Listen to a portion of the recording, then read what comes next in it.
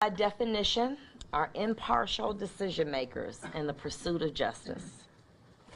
They are to examine both sides and fashion punishment that is proportionate to what is morally acceptable to all the parties involved, the victim, the public, and the defendant. I'm going to start out with Mr. Dent. The victim involved in this tragedy is a 58-year-old black man who was driving his Cadillac in Inkster, a suburb of Detroit.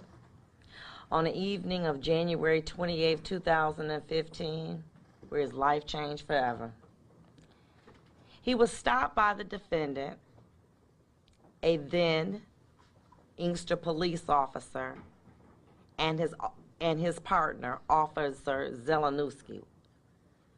Mr. Dent was stopped for a minor traffic offense and ordered out of his vehicle. With his hands extended out of his driver's window, he was grabbed out, thrown to the ground, and struck 16 times in the head by the defendant. In his attempt to arrest him, he was thrown onto a window shield of a patrol car, bleeding profusely from a head injury. The responding police officers arrived as the defendant is wrestling the defendant to the ground. Mr. Dent was struck, kicked, and tased while on the ground by what appeared to be a group of angry, anxious police officers that celebrated after the defendant was beaten and cuffed. The video in the car shows the police officers fist bumping as a celebratory act of bravery by the defendant and his cohorts. But the one image that struck out to the court was looking at Mr. Dent in his cell, shaking his head.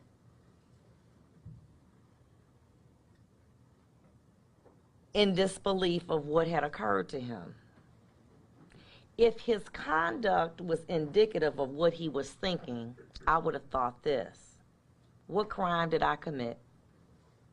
Being a black man in a Cadillac, stopped for a minor traffic offense by a group of racist police officers looking to do a nigger. As Police Officer John Zelenowski, auxiliary police officer, testified in court too, in his response to a text, was quoted as saying, "At least give me the satisfaction of knowing that you're out there beating up niggas right now. LOL. How humiliating and degrading that must have been."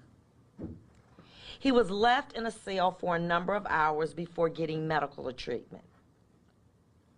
But after hearing the defendant and his fellow officers joke about his injuries as they were wiping blood off their uniforms with disinfectant. 2015. Please be quiet in my courtroom. How does this happen? I'm going to tell you how it happened.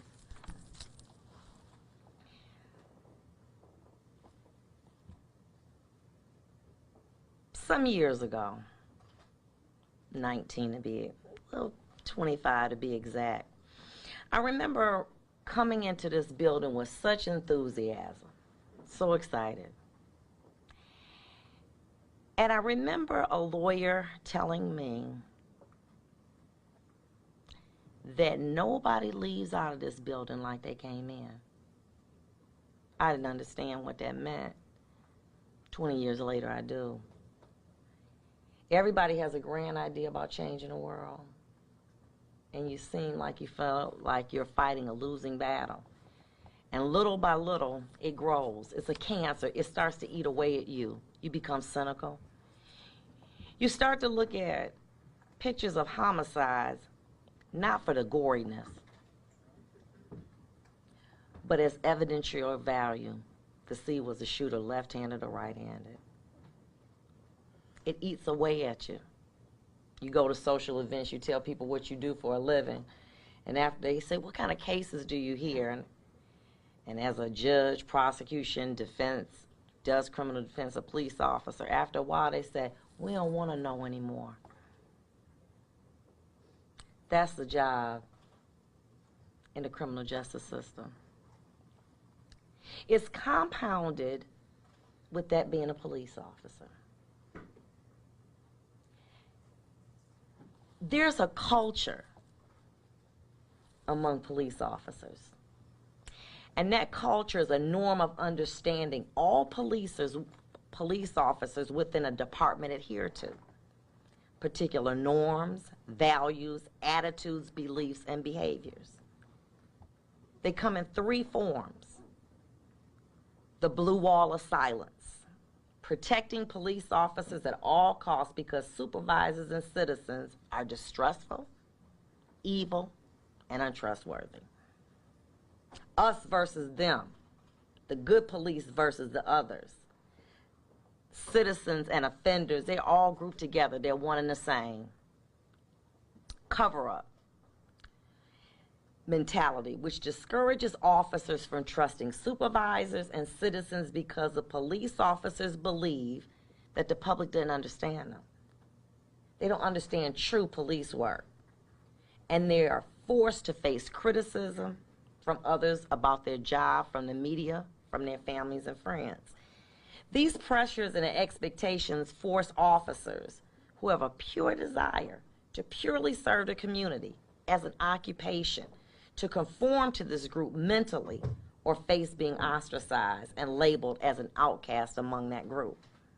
These methods of indoctrination are passed along to new police recruits in the academy by stressing the importance of obedience to authority through a structure of shame and honor.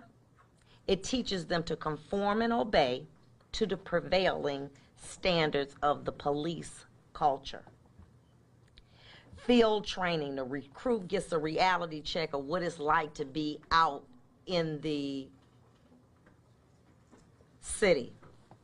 They then begin to shy away from what they've learned in the academy, and automatically they become a prototype of really who trains them.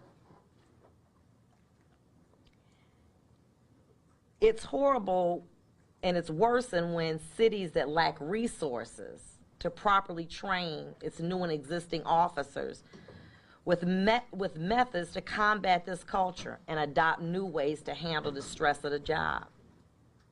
One of the things the prosecutor says is that we want to deter others, police officers, from behavior like this.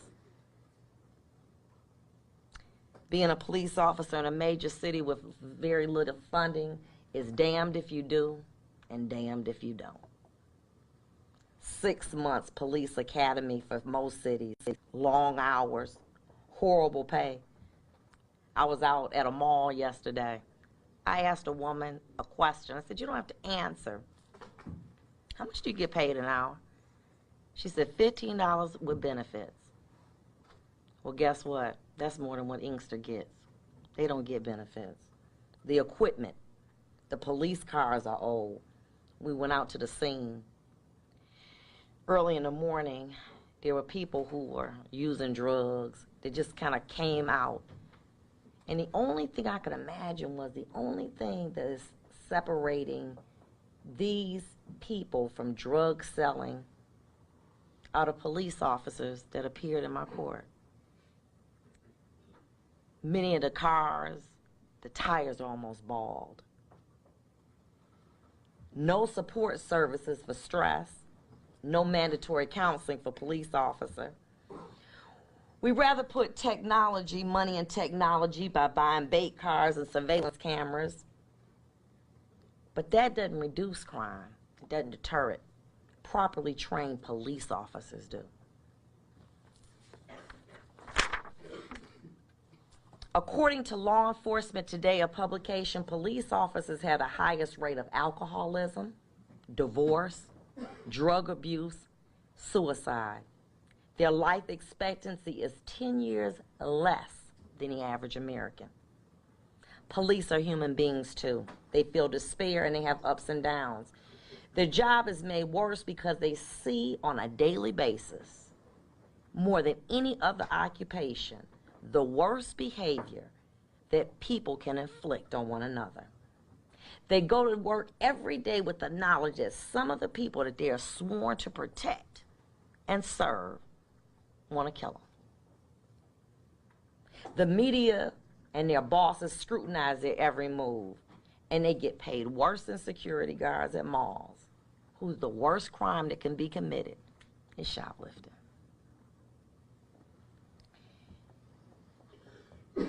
Many times people say, well, you know, if you can't handle the stress of the job, then you need to take these officers off the street.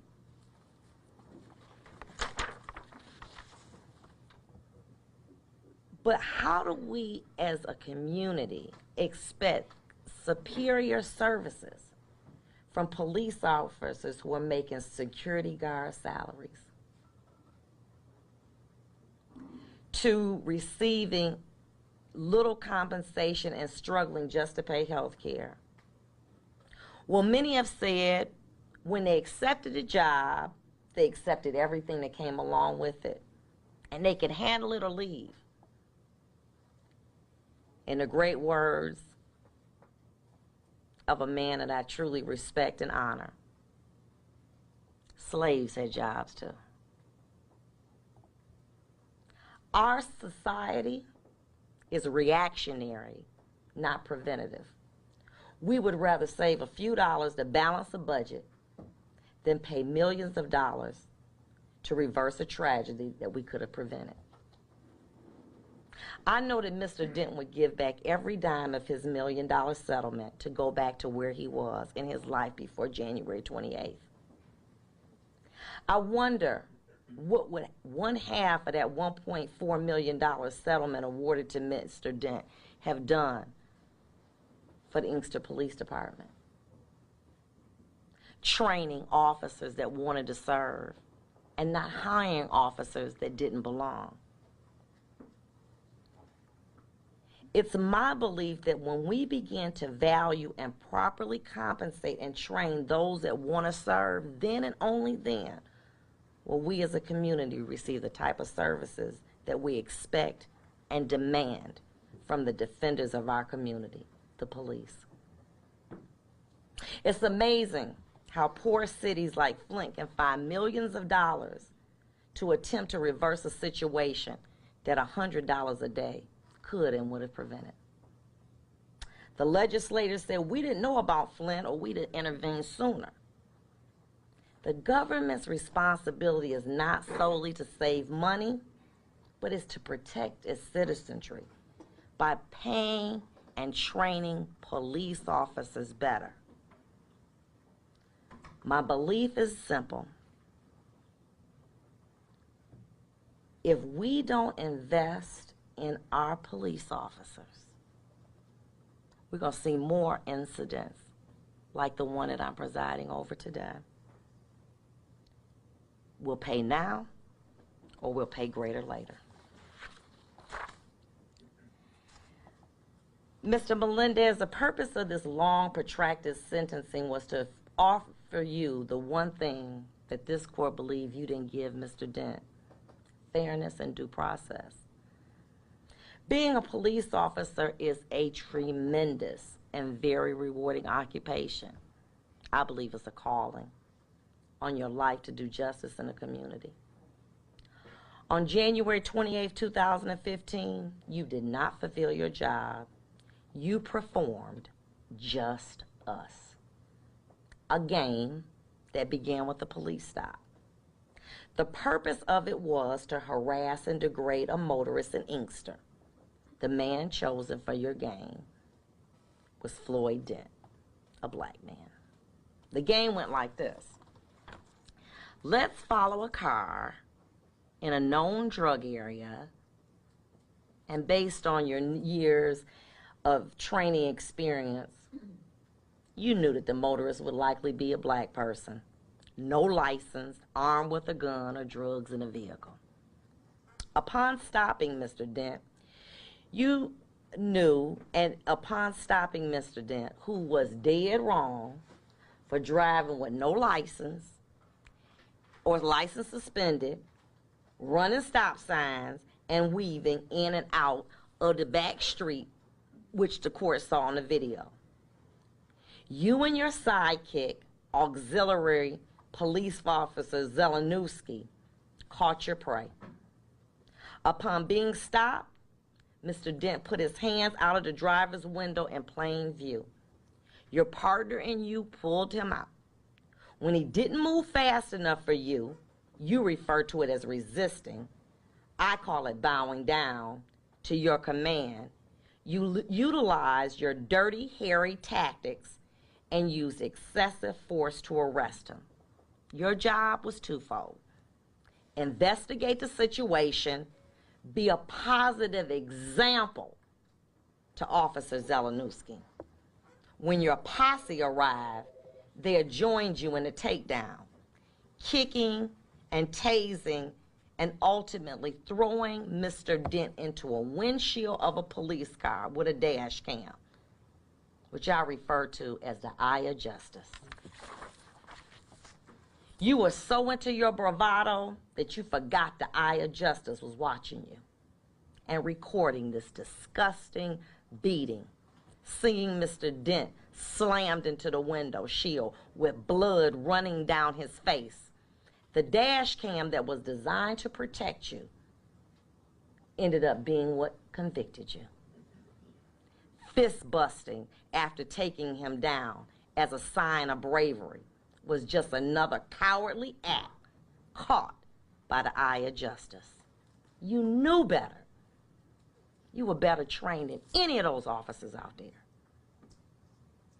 You were more experienced. Took me several days to read the letters that people sent talking about your character, about the man that you are, about how you went in Westland and helped to save 3 senior citizens from a burning building. 3 of those letters, I believe, were from African Americans, and 1 even professed to be like a mother. 1 or 2 things: either they're all racist or there's something redeeming about you that somehow, in some way, you forgot that night.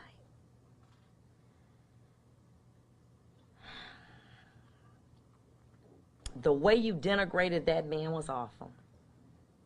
Who would know and who would care about a lone black man being assaulted by upstanding police officers? Boy, were you wrong. They say that what you do in the dark will eventually come to light. And yes, it did. It became a worldwide example of what the police is not about, and that's brutality. At the station, the other eye of justice captured you and your posse making fun of Mr. Dent, mimicking him struggling while you all wiped the blood off your uniforms with disinfectant while he watched. Such an awesome, caring, properly trained police officer. You led your fellow officers down a path of cowardly behavior. But today you will pay for it. You will pay for 2 things: not being an example of greatness, which I know that you are from all the letters of support, awards, and commendation that you have shared with this court, and resorting to cowardly acts of barbaric behavior that led you to be convicted of these crimes. There's an old saying, it ain't no fun when a rabbit's got the gun. It's equally applicable when he has the video. The eye of justice in this case. You betrayed your city. You caused your lovely wife heartache. And you caused Mr. Dent severe anguish. And finally, in the words of Vicki Yost, your commander, accountability is required to ensure continued community trust and healing. Today, I can only punish your conduct, but only you and God can change your character. I've had an opportunity to listen to both sides. And I had to say this because I didn't say this during the trial. But it was my privilege to be able to oversee this trial because I had great lawyers. And great lawyers make jobs real easy. At this time, I am going to commit you to the Michigan Department of Corrections. However, after weighing the allegations in this particular matter and looking at all the circumstances, including what you've done and who the person I really believe that you are, I'm going to commit you to the Michigan Department of Corrections as to count 1 for no less than 13 months, no more than 10 years. As to count 2, I'm going to give you 90 days credit for time served and close it out. The court's going to give you 85 days for credit. You have 42 days to appeal my decision. That concludes this matter. Thank you.